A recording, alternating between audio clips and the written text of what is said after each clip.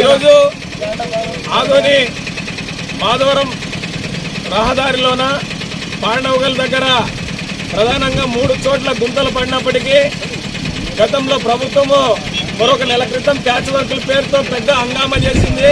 మరి కానీ ఈ రోడ్డుకి ప్యాచ్ వర్కులు చేయడానికి ప్రభుత్వానికి మరి నిధులు లేవా అని చెప్పేసి మేము అడుగుతా ఉన్నాము. ఇక్కడ ఈ గుంతలో దాదాపు ఒక ఆటో బోల్తా పడింది. అట్లాగే 3-4 కాళ్ళు చేతులు విరగొట్టుకున్నారు. ఒక మనిషి ప్రాణం కూడా పోయింది ఇక్కడ. అయినా కూడా ఇప్పటికి కూడా, ఎందుకంటే ఇది చాలా డేంజర్ లో ఉంది, ఈ యొక్క గుంతలో కనుక దిగి వేగంగా వెళ్ళిపోయేటువంటి వాహనాలు చాలా ప్రమాదం జరిగేటువంటి అవకాశం ఉంది. అయినప్పటికీ ప్రభుత్వానికి పట్టడం లేదు. కాబట్టి వెంటనే ప్రభుత్వం ఈ గుంతను పూర్చాలని చెప్పేసి మేము సిపిఎం పార్టీగా మండల కమిటీగా డిమాండ్ చేస్తున్నాము.